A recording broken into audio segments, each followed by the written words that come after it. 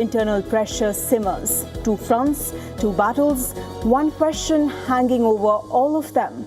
Who actually has control right now? We delve into this question and much more in today's edition of Race to Power. Let's get started. Well, President Donald Trump's recent agreement with Iran is facing increasing backlash from his allies, both at home and abroad.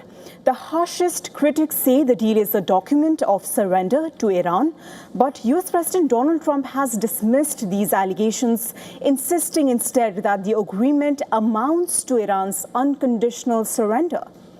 Now, just a short while back, Trump has posted a statement on Truth Social saying that it is Iran that met for talks out of desperation and not the United States.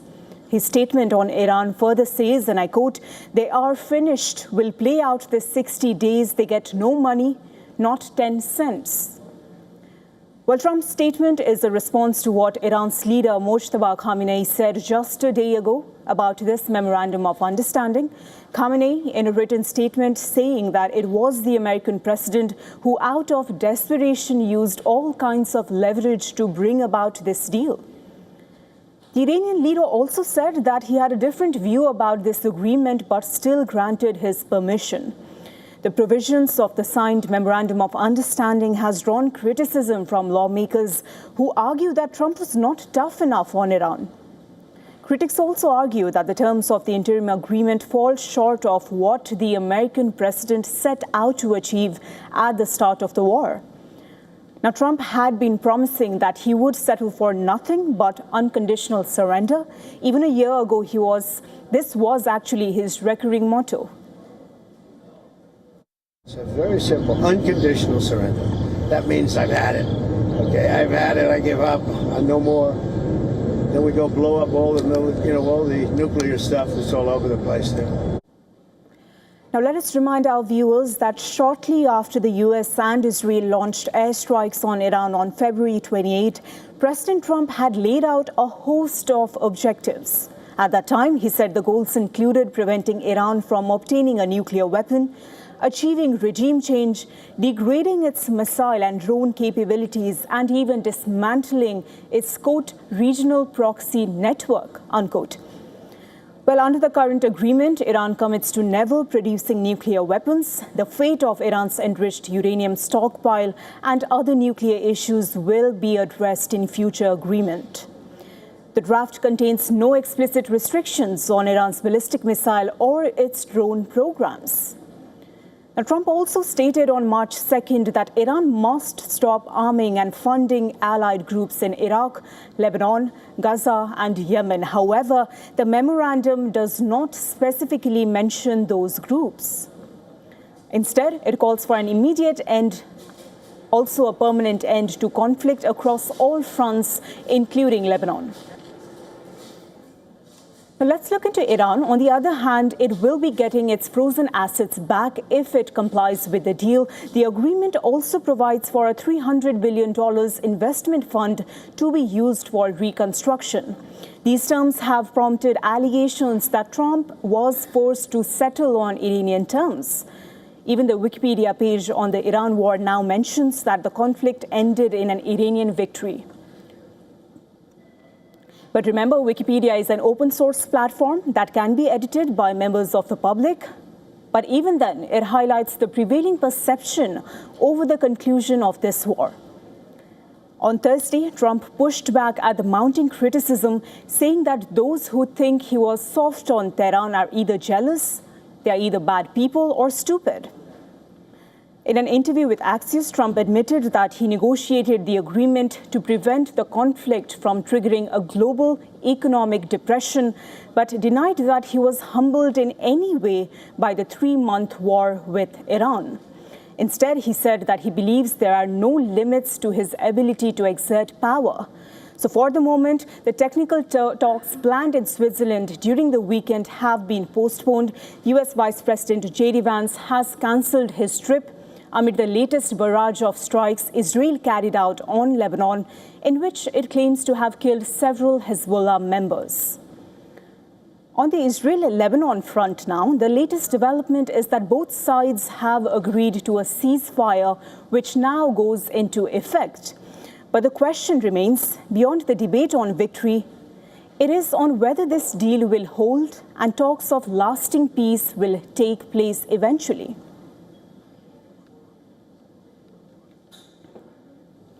Well, to discuss more on this, joining us live on the broadcast is John Erith, Senior Policy Director for the Center for Arms Control and Non-Proliferation in Washington.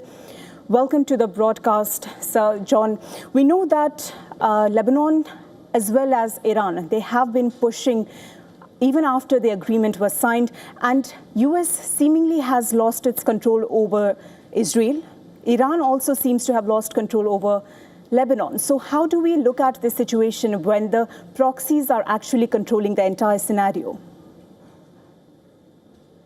It's clearly a threat to the lasting peace that was promised in the agreement. Agreement is rather a strong term because there seems to be agreement just that the war should not go on. The issues that caused the war, that led to the outbreak of hostilities, are still to be settled.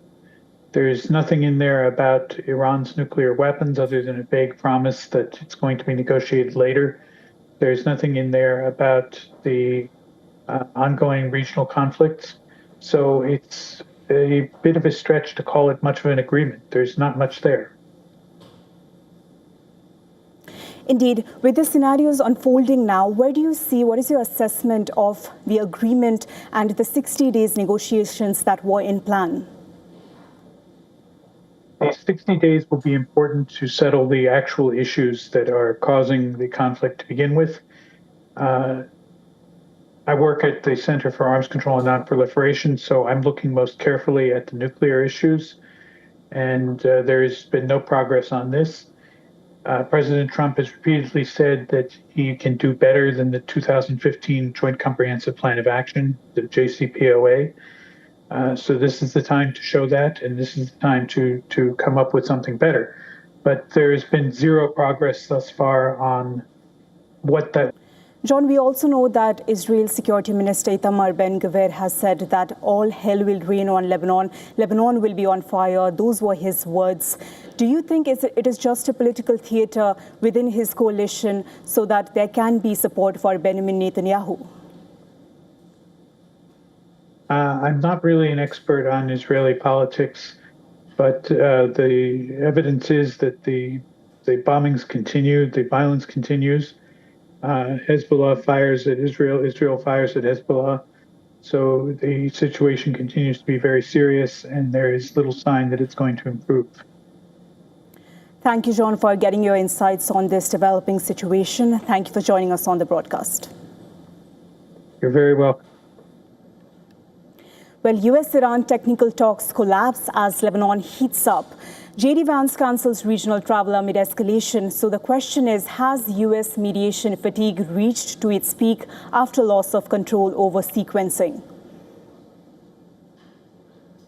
Now on to the United Kingdom. Veteran Labour politician Andy Burnham has won the Makerfield parliamentary by-election, clearing a major hurdle for an expected challenge for the Labour leadership. Burnham's victory comes amid growing impatience with UK Prime Minister Starmer. Dozens of Labour MPs have called on Starmer to quit, and several ministers have resigned as national surveys suggest Reform is set to win the next general election expected in 2029. The resounding nature of Burnham's win is likely to heighten pressure on Starmer to step down. But the Prime Minister has vowed to fight any leadership challenge. The 56-year-old Burnham is a long-time figure in centre-left Labour. And I say it again, it is our last chance to change, but we're going to take it, aren't we? We are going to take that opportunity, and we are going to lay out a new path for Britain. There isn't a leadership contest but when there is, at the moment. Prime Minister, there isn't one at the moment. But as I've said on many occasions, I don't think that's a good thing for the country to plunge us into chaos. I would also add that now that Andy has won, which is really important, really good, he's a huge asset to us, there now will inevitably be a Manchester mayoralty by-election starting straight away. So it's important that we pull together for that. But if there is a contest, just to be clear with you, then yes, I will run, I will stand, and I've said repeatedly, I'm not going to walk away from that. Now, Burnham is expected to challenge Starmer as party leader and Prime Minister and needed to win the high-stakes vote to be in a position to trigger such a contest. Former Labour MP Joss Simon stood down in Makerfield so that Burnham could try to return to Parliament and run for leader. He secured nearly 55% of the vote, beating Reform UK's Robert Kenyon by more than 9,000 ballots. Turnout was a historical high, 59%. Now, Burnham, a former government minister who has been Greater Manchester Mayor since 2017, he has also served as Cultural and Health Secretary between 2008 to 2010. Now, ensured his return to Parliament by easily beating the hard-right Reform UK Party's candidate in the Makerfield constituency in northwest England. Surveys show that Burnham, even nicknamed the King of the North for winning 3 consecutive mayoral terms in Manchester, he is Labour's most popular politician and would likely win a direct vote against Starmer amongst the party membership. Burnham is due to be sworn in as a Member of Parliament on Monday, and under Labour Party rules, leadership candidates must be an MP. He will be able to easily muster the support of 81 of Labour's 400-plus MPs, and this is the minimum needed to kickstart a contest. Now, ex-Health Minister Wes Streeting from Labour's right wing has said that Starmer should be given space over the weekend to consider his future. If Starmer does leave office this year, then Britain will get its 7th Prime Minister in 10 years and 5th in under 4 years. And earlier on the broadcast, we were joined by our correspondent Stuart Smith from London. Here's what he said.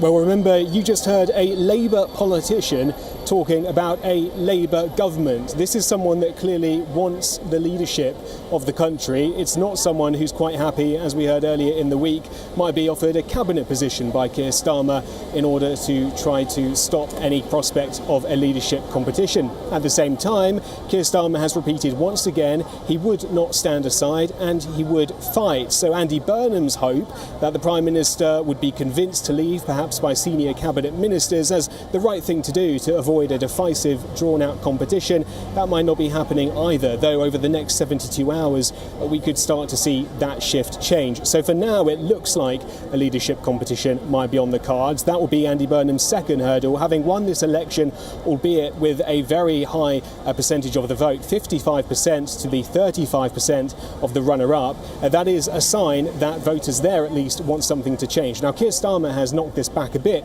suggesting that voters at that by-election were voting for a Labour's politics of hope, not Reform UK. So he's saying that's an endorsement of Labour more than Andy Burnham. But clearly, the former Mayor of Manchester is trying to say that this was a vote for him, and the right thing for Keir Starmer to do is to move aside.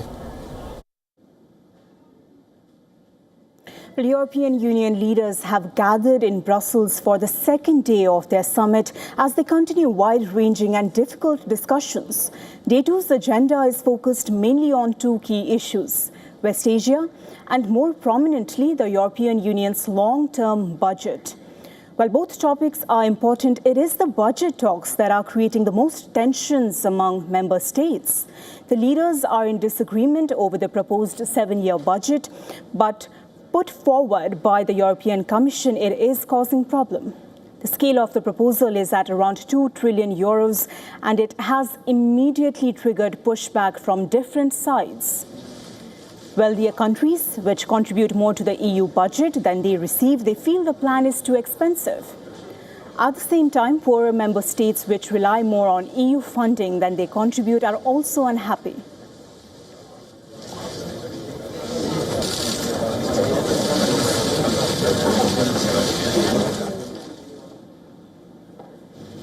Arriving for the talks, German Chancellor Friedrich Merz did not hide his concern. Germany, being the largest net contributor to the EU budget, sees the proposal as overly ambitious. I am going to repeat my request once again today at the European Council that we should not allow the European Union to take on further debt. We must not do that. And that is why the German position on this is very clear. I share this view with a number of other member states of the European Union. This divide is not new. Every 7 years, the EU goes through the same difficult balancing act, trying to reach a unanimous agreement that satisfies all 27 members. The first attempt to narrow the gap, it came last week when the Cypriot EU presidency presented a revised draft that reduced the Commission's proposal by about 2%. But rather than claiming tensions, it only highlighted how far apart the sides still are. Despite these disagreements, the budget also carries major political priorities. One of the most significant is 100 billion euros earmarked for Ukraine's reconstruction plan. This shows EU's continued commitment to supporting Ukraine amid its ongoing war with Russia. No, it's not anymore president.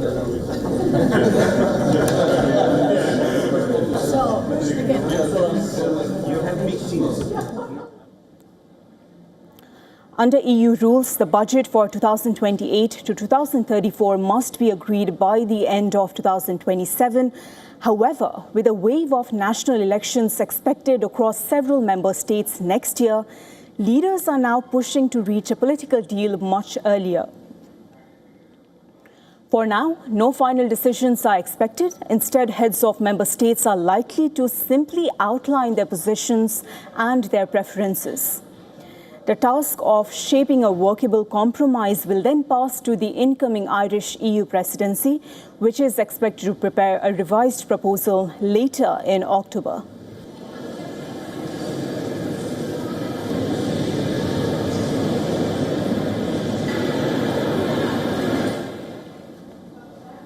Shifting our focus to India now, Vijay's TVK government in Tamil Nadu has unanimously passed a resolution opposing the proposed construction of Mekidatu Dam over the Kaveri River. The resolution moved by the TVK alleges that Karnataka is building a dam at Mekidatu without following the guidelines of Supreme Court and the River Dispute Tribunal and without even seeking approvals from the central government. The resolution has called on Karnataka's government to first seek requisite permission from both Tamil Nadu and the central government. Last month, then Karnataka Deputy Chief Minister D.K. Shivakumar had announced that the state would submit a revised detailed project report for the Mekidatu Dam to the union government. Shivakumar had claimed that the Tamil Nadu government has no right to oppose the project. Shivakumar's proposal had triggered sharp reactions from political leaders across Tamil Nadu. The Assembly resolution has now put the Congress in a dilemma. While it is in alliance with the TVK in Tamil Nadu, it is in power in Karnataka under D.K. Shivakumar. The party's leaders in Tamil Nadu have backed the TVK-led resolution calling for a halt to the construction of the dam. While Karnataka maintains that the Mekidatu Dam project is aimed at meeting Bengaluru's growing drinking water and power needs, it argues that the project will have no adverse impact on Tamil Nadu's share of water from the river.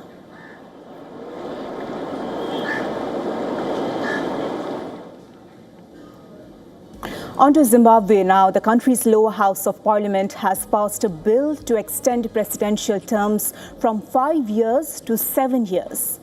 If it becomes law, the change would allow President Emmerson Mnangagwa to remain in office until 2030. The vote took place on Thursday. Speaker of Parliament Jacob Mudenda announced the result after the division. He said 216 lawmakers voted in favor of the bill, and this number is above the 187 votes that are required to reach a two-thirds majority needed to amend the constitution. Well, 42 lawmakers even voted against the proposal.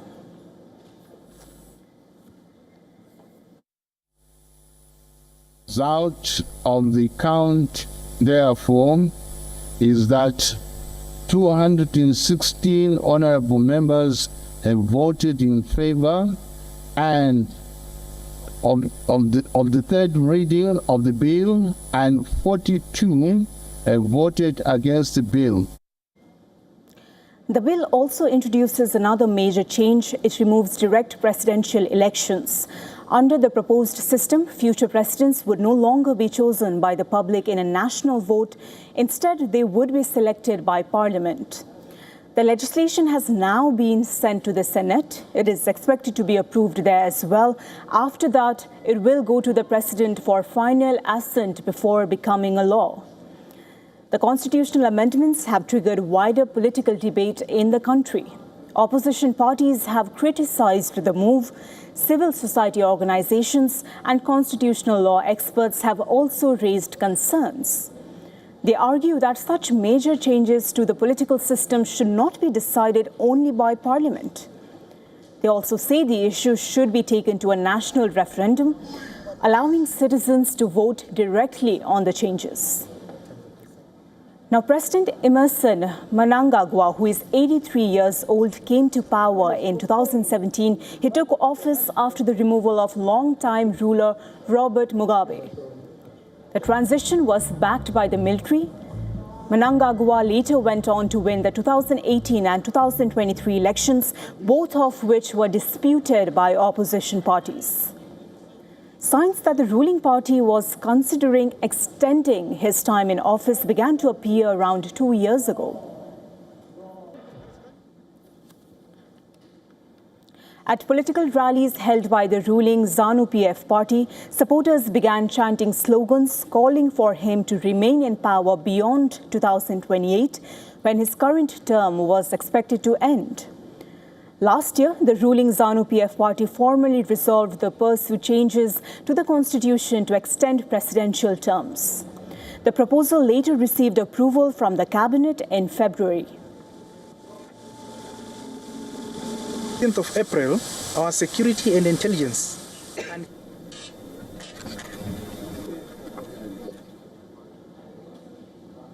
With that, it's a wrap of Race to Power in this edition. But before we let you go, leaving you with a reminder, especially to our viewers in India, that you can watch all 2026 FIFA World Cup matches on Z5. Co-hosts United States will be in action against Australia today. Make sure that you tune in and catch all the action live.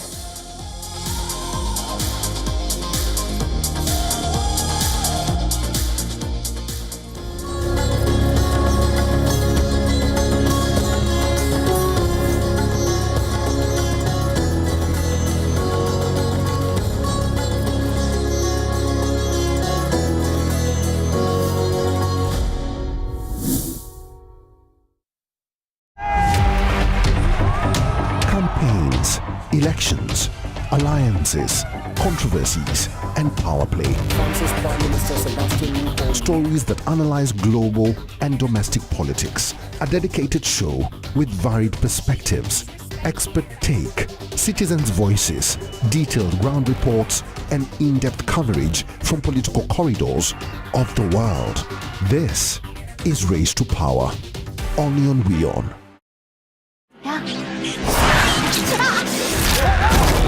As South Korea's entertainment industry witnesses a massive boom, we look at how webtoons continue to inspire shows and films. Know all about the actors who have made controversial exits from films. And meet the team of Rock as they discuss the brutal 1978 kidnapping and murder case. All this and much more with me, Rhythm Sharma, on WION E-Club at these times.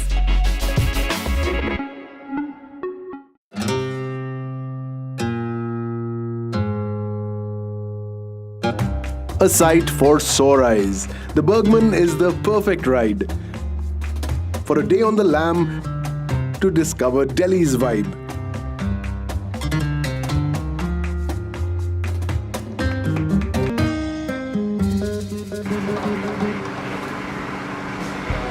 Now in India, Skoda has always been known as a luxury car maker.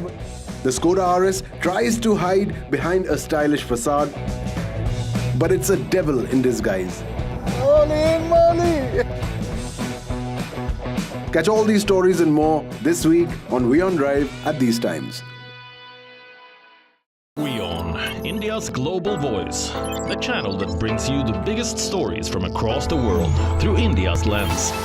Now available in more than 190 countries worldwide. Because we believe that the world is one. Watch us in Africa, Europe, USA and Canada, South America, Asia Pacific, Middle East and North African regions. Also available on these digital platforms across the world. WION, World is One. From the bustling trading floors of Wall Street to the vibrant exchanges of Asian stock markets, WION breaks it down for you to make sense of what's happening. As we reveal the key factors behind events, strategic battles, and the game-changing business decisions that shape the world. We bring you all of this and more on World Business Watch. Where darkness hides behind every corner. Where the truth is stranger than fiction.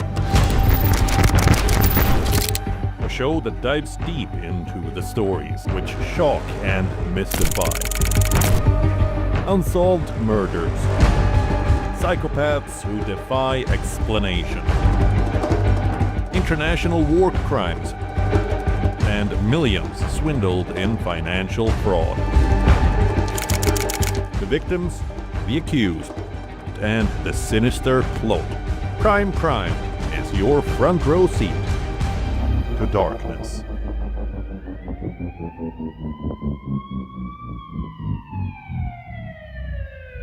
The Israeli drone is above our heads all the time in Lebanon. Around 169 buildings have been totally reduced to rubble.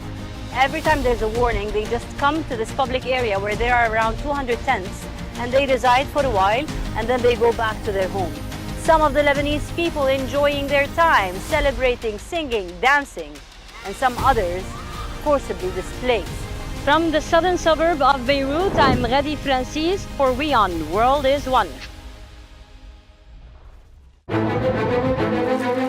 In-depth coverage of global issues broken down into facts, figures, and simple words. Backed with analysis from field experts who truly matter, because we believe in decoding the real picture for you. So you get a much wider and deeper understanding of stories from around the world, a 360-degree analysis. An award-winning documentary series, week after week creating the maximum impact. Watch WION Wide Angle at these times on WION, World is One. In this rapidly changing world, is your health keeping pace? Best practices and breakthroughs, busting the hype with real insights.